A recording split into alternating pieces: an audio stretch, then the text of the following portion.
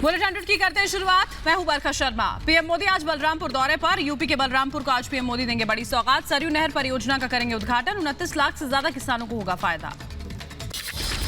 बलरामपुर दौरे से पहले पीएम मोदी का विपक्ष पर निशाना। बोले 4 दशक से अधूरा पड़ा सरयू नहर परियोजना प्रोजेक्ट 4 साल में पूरा हुआ। पिछली सरकारें अटका रही थी रोड़ा। गुजरात के अहमदाबाद में गृहमंत्री अमित शाह आज उमिया धाम मंदिर के शिलान्यास समारोह में शामिल होंगे। 13 दिसंबर को पीएम मोदी वीडियो कॉन्फ्रेंसिंग से होंगे शामिल। रक्षा मंत्री राजनाथ सिंह आज स्वर्णिम विजय दिवस का उद्घाटन करेंगे। सीडीएस जनरल रावत के निधन के कारण एक दिन टाला गया कार्यक्रम।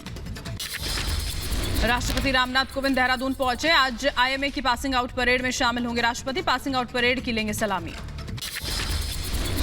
मेरठ में बीजेपी बूथ अध्यक्षों का सम्मेलन आज। मेरठ में 25,000 बूथ अध्यक्षों को जीत का मंत्र देंगे बीजेपी अध्यक्ष जेपी नड्डा। दिल्ली के उप मुख्यमंत्री मनीष सिसोदिया आज दुबई में 3 दिवसीय शिक्षा सम्मेलन में हिस्सा लेंगे। संयुक्त अरब अमीरात, सऊदी अरब और इटली के शिक्षा मंत्रियों से करेंगे मुलाकात। 378 दिनों बाद खत्म हुआ किसान आंदोलन। आज विजय दिवस मनाकर घर लौटेंगे किसान। बॉर्डर पूरी तरह करेंगे खाली। बॉर्डर खाली करने पर किसानों का स्वागत करेगी पंजाब सरकार। किसान आज बॉर्डर खाली कर अपने घरों को लौटेंगे। यूपी सरकार में कैबिनेट मंत्री ब्रजेश पाठक ने समाजवादी पार्टी पर जमकर निशाना साधा। समाजवादी पार्टी को गुंडों और माफियाओं को बढ़ावा देने वाला गिरोह करार दिया। गुंडा राज, माफिया राज हावी था। थानों पर समाजवादी पार्टी के लोगों ने कब्जा करके रखा था। गुरुग्राम में खुले में नमाज को लेकर हरियाणा के सीएम मनोहर लाल खट्टर का बड़ा बयान। कहा, अगर कोई अपनी जगह पर धार्मिक कार्य करता है तो कोई विरोध नहीं, लेकिन यदि खुली जगह पर कोई नमाज पढ़ता है तो ये गलत। कोई अपनी जगह पर कोई नमाज पढ़ता है, कोई पाठ करता है, कोई पूजा तत्पति करता है, उसमें हमें कोई दिक्कत नहीं है। और ये सारी चीज धार्मिक स्थल इसीलिए बने होते हैं कि वहां जाकर के करें। खुले में ऐसा कार्यक्रम नहीं होना चाहिए। गोवा में प्रियंका गांधी वाड्रा का बीजेपी पर निशाना। कहा, बीजेपी ने संसाधनों का शोषण किया। कांग्रेस की सरकार करेगी जनता की सेवा। चुनाव प्रचार के दौरान मोरपीरला गांव में प्रियंका गांधी ने आदिवासी महिलाओं के साथ डांस किया। बीजेपी ने साधा निशाना। बीजेपी नेता अमित मालवीय ने प्रियंका गांधी वाड्रा के आदिवासी डांस का वीडियो शेयर किया। लिखा, एक तरफ जनरल रावत का अंतिम संस्कार हो रहा है तो दूसरी तरफ प्रियंका गांधी गोवा में डांस कर रही थी। पंजाब चुनाव के लिए आम आदमी पार्टी ने जारी की दूसरी लिस्ट। 30 उम्मीदवारों के नाम शामिल। 28 दिसंबर को मुंबई जाएंगे कांग्रेस नेता राहुल गांधी। मुंबई में रैली को करेंगे संबोधित। रैली में विपक्ष पर निशाना साध सकते हैं राहुल गांधी।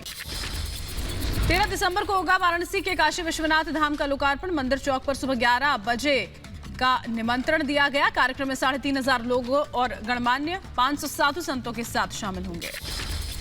चिटफंड कंपनियों पर शिकंजा कसने के लिए आगे आई डायरेक्ट सेलिंग कंपनियां। आयोजित समिट में लिया गया फैसला। उत्तरी पूर्वी दिल्ली से सांसद मनोज तिवारी भी शामिल।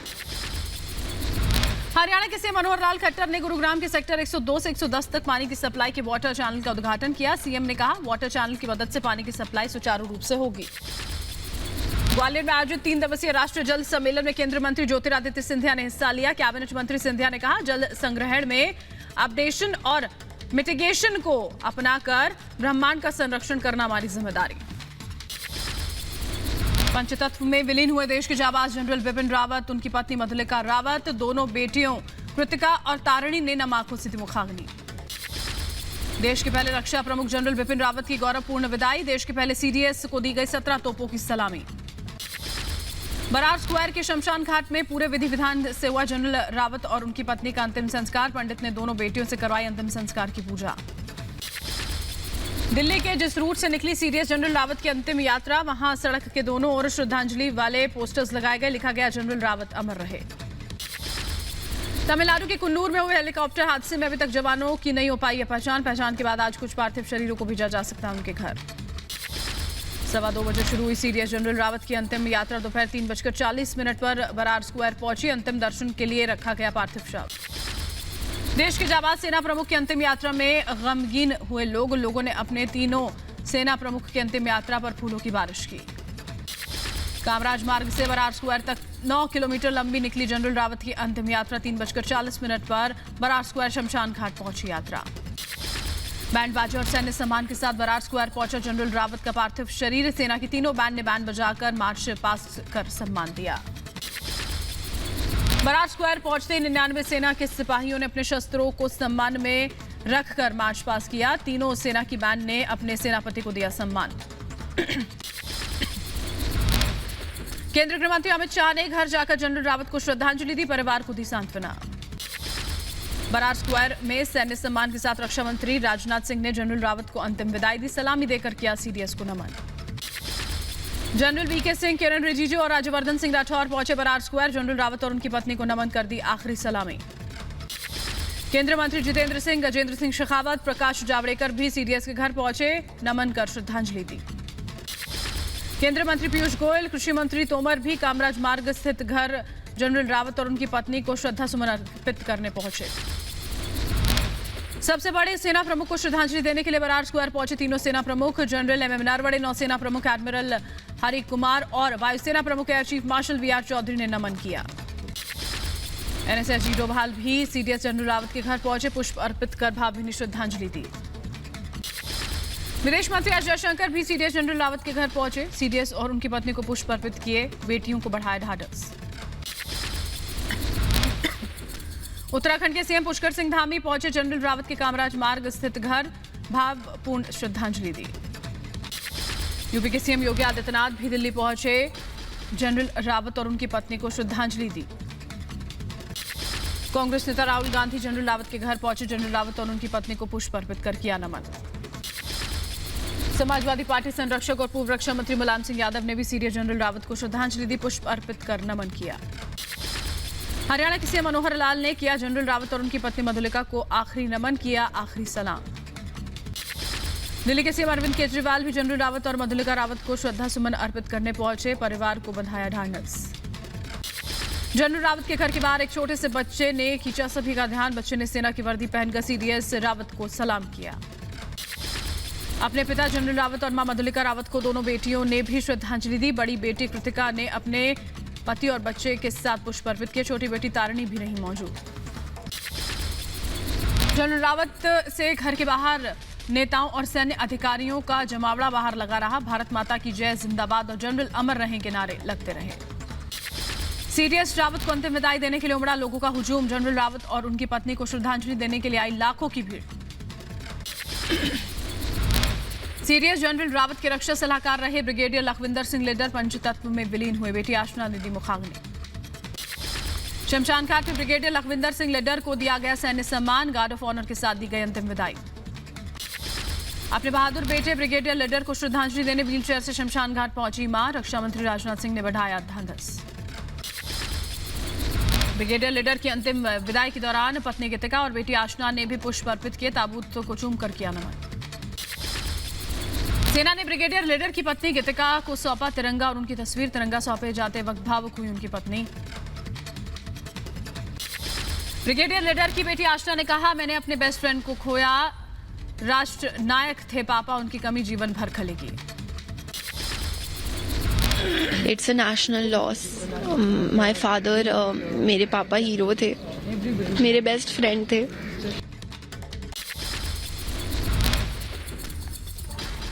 यूपी के सीएम योगी आदित्यनाथ आगरा पहुंचे, विंग कमांडर पृथ्वी सिंह चौहान को उनके घर जाकर श्रद्धांजलि दी, परिवार को दी सांत्वना। कुनूर हादसे में विंग कमांडर का हुआ निधन। सीएम योगी आदित्यनाथ ने शहीद विंग कमांडर पृथ्वी चौहान के परिवार से मुलाकात की, परिवार के सभी सदस्यों के प्रति सीएम योगी ने व्यक्त की अपनी संवेदना। सीएम ने विंग कमांडर पृथ्वी सिंह चौहान के परिवार को 50 लाख रुपए आर्थिक सहायता के साथ एक सदस्य को नौकरी देने का ऐलान किया। कुनूर हेलीकॉप्टर हादसे की जांच के लिए वायुसेना ने ट्राई सर्विस कॉज ऑफ इंक्वायरी का गठन किया। वायुसेना ने कहा, जांच पूरी होने तक बेबुनियाद अटकलों से बचें, मृतकों की गरिमा का सम्मान हो। हेलीकॉप्टर हादसे में 13 में से सिर्फ 3 पार्थिव शरीरों की पहचान हो सकी, जनरल रावत, मधुलिका रावत की पहचान हो पाई। ग्रुप कैप्टन वरुण सिंह की हालत गंभीर, बेंगलुरु के कमान अस्पताल में चल रहा इलाज, कर्नाटक के राज्यपाल और सीएम ने अस्पताल जाकर जाना हाल। कुन्नूर में वायुसेना के हेलीकॉप्टर का ब्लैक बॉक्स बरामद हुआ, हेलीकॉप्टर का कॉकपिट, वॉइस रिकॉर्डर और फ्लाइट डेटा रिकॉर्डर भी पूरी तरह सुरक्षित, डेटा का जल्द होगा विश्लेषण। कर्नाटक के सीएम बसवराज बोम्मई बोले, सीडीएस जनरल रावत का अपमान बर्दाश्त नहीं, विवादित कमेंट पर होगी कानूनी कार्रवाई। सीडीएस जनरल बिपिन रावत के निधन पर विवादित पोस्ट करने वाले जेके बैंक पर कार्रवाई, बैंक ने कर्मचारी को सस्पेंड किया। जम्मू कश्मीर के अरनिया सेक्टर में सीडीएस जनरल रावत को श्रद्धांजलि दी गई। बीएसएफ जवानों के साथ आम लोगों ने तस्वीरों पर श्रद्धा सुमन अर्पित किए। जम्मू कश्मीर के कुपवाड़ा में जुमे की नमाज के दौरान कुन्नूर हादसे में सैन्य अधिकारियों की याद में नमाज पढ़ी गई। जनरल बिपिन रावत समेत 13 लोगों की रूह के सुकून के लिए दुआएं मांगी गईं। श्रीनगर के वॉर मेमोरियल पहुंचे सेना के परिवार और आम नागरिक। सीडीएस जनरल रावत समेत 12 लोगों के निधन पर कैंडल जलाकर जताया दुख। जम्मू में ट्रेडर्स फेडरेशन ने कुन्नूर हादसे के शिकार सैन्य अधिकारियों को नमन किया। सीडीएस जनरल रावत समेत 12 लोगों के निधन पर जताया दुख, दी श्रद्धांजलि। कोरोना के नए वेरिएंट ओमाइक्रोन के ताजा हालात पर आज कैबिनेट सचिव करेंगे बैठक। दोपहर 2:30 बजे होगी समीक्षा बैठक। Lucknow police commissioner DK Thakur हुए कोरोना पॉजिटिव। पीएम मोदी के दौरे से पहले कोरोना टेस्ट में पॉजिटिव रिपोर्ट आई। दक्षिण कोरिया में बेकाबू हुआ कोरोना। लगातार तीसरे दिन 7,000 से ज्यादा कोरोना केस दर्ज किए गए। गुजरात में ओमाइक्रोन के 2 नए मामले मिलने से हड़कंप। जामनगर में ओमाइक्रोन संक्रमित शख्स की पत्नी और बेटे को संपर्क में आने की वजह से हुआ कोरोना। मनी लॉन्ड्रिंग केस में सचिन वाजे से ईडी आज फिर कर सकती है पूछताछ। वसूली केस के आरोपी सचिन वाजे का तलोजा जेल में शुक्रवार को दर्ज हुआ बयान। नवाब मलिक ने हाईकोर्ट से मांगी माफी। रोक के बाद भी वानखेड़े परिवार पर की थी टिप्पणी। कोर्ट में नवाब मलिक ने दाखिल किया हलफनामा। सोशल मीडिया पर अपमानजनक कंटेंट के खिलाफ कोर्ट पहुंचे समीर वानखेड़े और उनकी पत्नी। सोशल मीडिया पर टिप्पणियों पर रोक लगाए जाने की मांग की। बॉम्बे सिविल कोर्ट में वानखेड़े और उनकी पत्नी क्रांति की अर्जी पर 17 दिसंबर को सुनवाई होगी। दोनों ने मांग की कि कोर्ट सोशल मीडिया कंपनियों को कंटेंट पर रोक लगाए।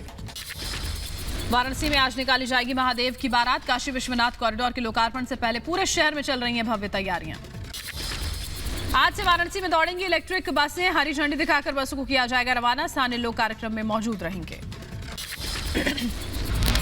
दिल्ली में शादी के बाद आज पटना पहुंचेंगे तेजस्वी यादव। साथ में तेजस्वी की पत्नी रेचल भी पहुंचेंगी। पटना में हो सकता है रिसेप्शन।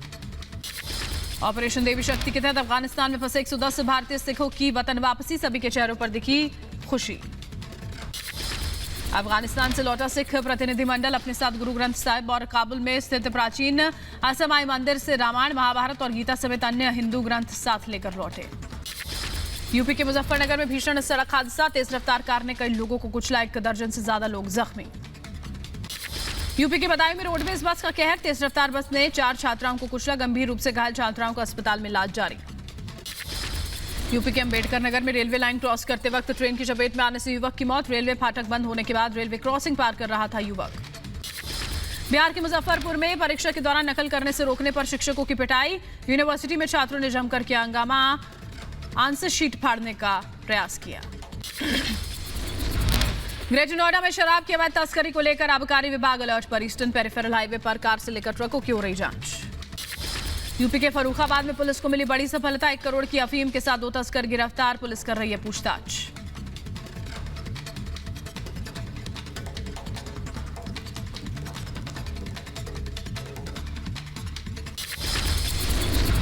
अमेरिका प्रत्यार्पित होंगे विकीलीक्स के संस्थापक जूलियन असांजे। दोषी पाए जाने पर 175 साल तक की हो सकती है जेल।